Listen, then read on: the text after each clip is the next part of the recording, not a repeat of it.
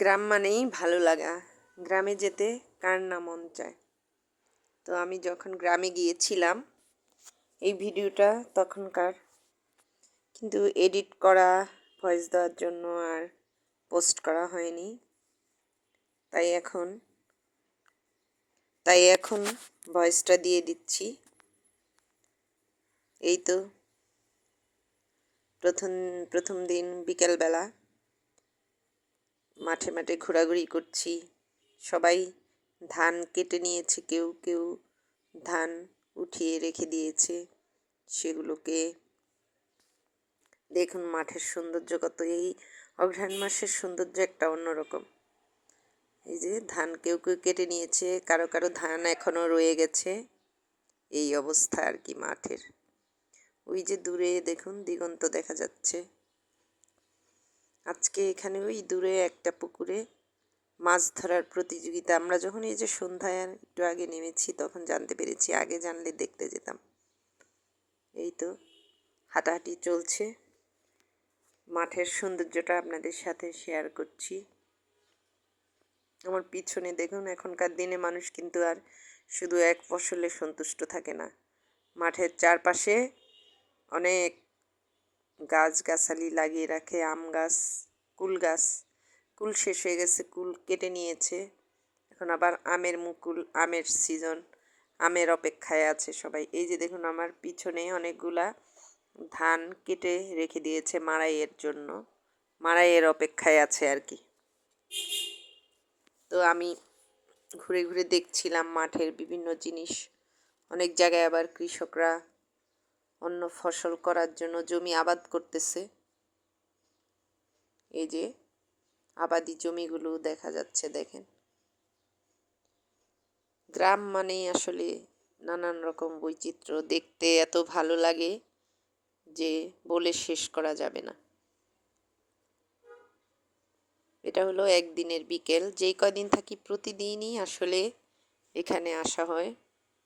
এই যে দেখুন পায়ের হাঁটার মেঠো পথ, এই পথও অনেক ভালো লাগে। যে আম গাছের কথা বললাম, এই যে দেখুন আমার পিছনে আম গাছগুলো একটু একটু মুকুলও দেখা দিচ্ছে। কিছুদিনের মধ্যেই হয়তো আরও বেশি মুকুল হয়ে যাবে। এই যে দেখুন এখান দিয়ে ধান খেতে পানি নেওয়ার জন্য পাকা ড্রেন করে দেওয়া হয়েছে। আমরা যখন গিয়েছি এখনও পানি দেওয়া স্টার্ট হয়নি, এজন্য বন্ধ আছে। যখন ধান বোনা হবে তখন এই যে এই ড্রেনগুলো সবসময় পানি ভর্তি থাকে, তখন দেখতে আরও অনেক ভালো লাগে। আর যেখান থেকে দেয় সেই এলাকাটাও অনেক ভালো লাগে।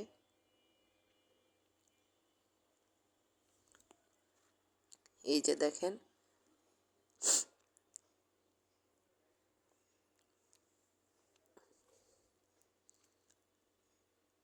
এখান দিয়ে আবার ক্ষেতের আলে কিছু মেহগনি গাছ, শিরীষ গাছ, এগুলো দিয়ে দেওয়া হয়েছে। আসলে এই এলাকার জমিতে বর্ষায় পানি হয় না, এই জন্য আলগুলো একটু উঁচু হলেই সব ধরনের গাছ লাগানো যায়।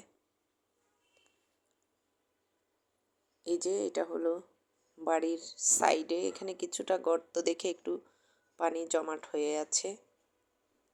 এটা হলো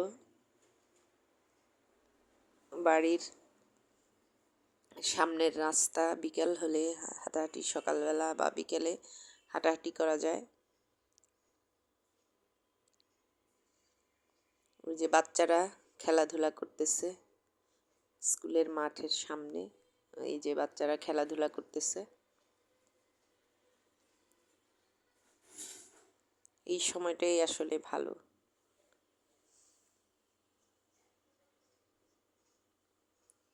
তো এই তো বাচ্চাদের খেলাধুলা শেষ হলেই দেখতেছি, খেলাধুলা শেষ হলে তারপরে হলো ফিরে যাব এই যে স্কুল আর স্কুলের মাঠ।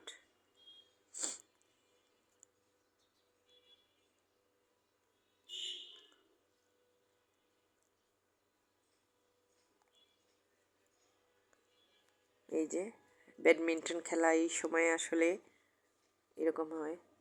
এই তো বাড়ির ভিডিও দেখুন, রান্নার জন্য সব কিছু আয়োজন করেছি, ছড়িয়ে ছিটিয়ে আছে। আসলে গ্রামের বাড়িতে মাটির চুলায় রান্না করলে এমনই পরিবেশ হয়, সব কিছুই এলোমেলো। সকালের নাস্তা খাওয়া হয়ে গেছে। আমি একটু দেখাই আপনাদের, এই দেখেন খড়ি চুলার চারপাশে।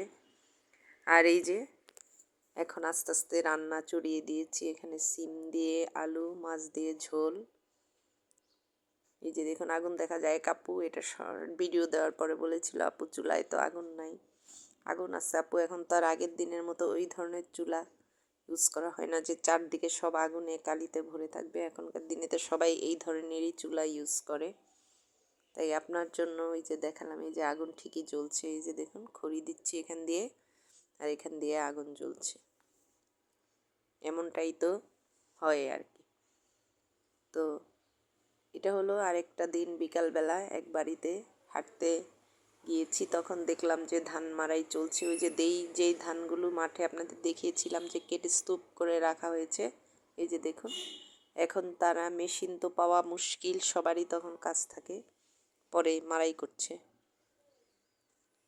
এখানে এই যে দেখুন আমি যে চুলায় রান্নার আয়োজন করেছি, চুলা তো প্রতিদিন ধরানো হয় না, এই জন্য যেদিন প্রথম জ্বালাতে যাই তখন খুবই অসুবিধা হয়। চেষ্টা করছি পাটখড়ি আর শুকনো পাতা দিয়ে, এই যে পাটখড়ি আর শুকনো পাতা দিয়ে চুলা জ্বালানোর চেষ্টা করতেছি।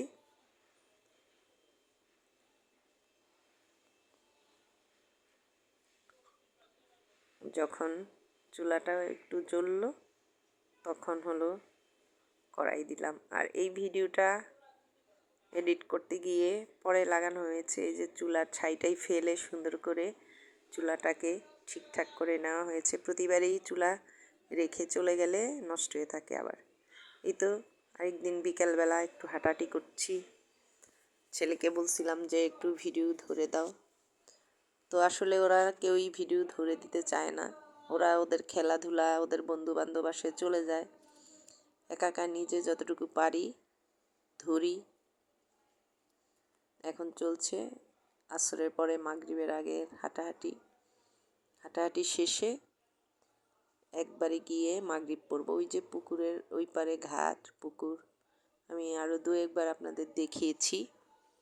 আমার কাছে ভালো লাগে, যদিও হয়তো আমার নিজস্ব কিছু না, যৌথ বাড়ি, যৌথ সব কিছু। এই যে এটা পরদিন ভোরবেলা বাজারের শুনশান নিরিবিলি চেহারা দেখেন, শীতের কুয়াশা কত, একদম কুয়াশা ভরা রাস্তা। রাস্তা দিয়ে এই যে সামনে আমার সাথের জন অনেক দূরে চলে গেছে, আমি ধীরে ধীরে হাঁটতেছি। আমি আবার অনেক দ্রুত হাঁটতেও পারি না, আর ছেলে মানুষের সাথে হেঁটে তো পারাও যায় না। তা আমি ক্যামেরা করতে করতে এই যে আগাচ্ছি। বাজার পুরাটাই শুনশান নিরিবিলি, বন্ধ, এখনও খোলে নাই। তো এইভাবে বেরিয়ে টেরিয়ে আরও টুকটাক অনেক ভিডিও দিয়েছি আপনাদের। আমাদের এটা হলো একদিন ভোরবেলায় ঘরের চারপাশে ঘুরে ঘুরে দেখছিলাম, তখন পুকুর পাড় দিয়ে গিয়েছি। এই যে দেখুন পেঁপে গাছ, পেঁপে গাছে ছোটো ছোটো পেঁপে ধরেছে। এই পেঁপে পাড়তে গিয়েও আরেক ঝামেলা, যারা পেঁপে পাড়তে আসে পাড়ায়া পিছনে সব ভেঙে দেয়। এই হলো অবস্থা।